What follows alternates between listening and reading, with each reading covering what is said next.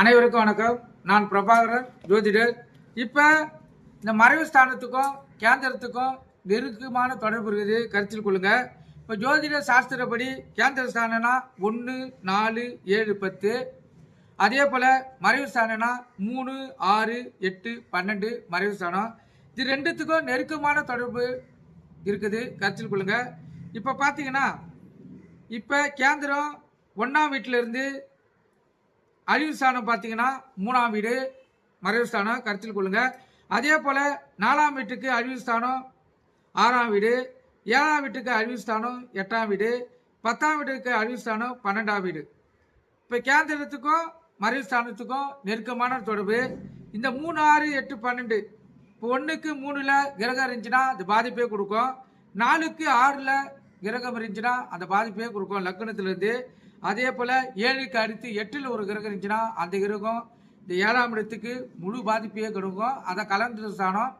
மனைவி வழியில் அந்த ஜாதகருக்கும், இல்லை பெண்ணாக இருந்தால் கணவன் வழியில் அந்த ஜாதகிக்கும் பிரச்சனையாகவே இருக்கும்.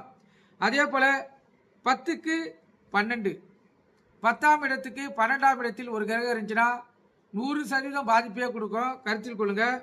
எனவே கேந்திரங்களுக்கு 3ஆம் இடம் அழிவுஸ்தானமாக கொள்ளப்படுகிறது.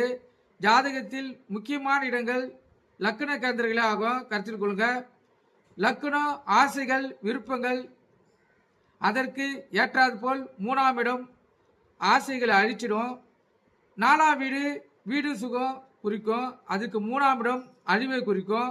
7ஆம் இடத்துக்கு 2ல் கிரகம் இருந்தால் குடும்பத்தில் பாதிப்பை கொடுக்கும். 1ஆம் வீட்டுக்கு 3ஆம் இடம் 12ஆம் இடம் தொழில் பாதிப்பு, அவர் ஜாதகருக்கு நஷ்டத்தையே கொடுக்கும். எனவே ஜோதிடத்தின் விதிப்படி 3, 6, 8, 12கள் மறைவு ஸ்தானம் என்று கூறப்படுகிறது. சுப ஆதித்யம் பெற்ற கிரகம் லக்னத்துக்கு 3, 6, 8, 12 இடங்களில் மறைந்தால் அந்த ஜாதகருக்கு பாதகத்தையே தரும், கருத்தில் கொள்ளுங்க.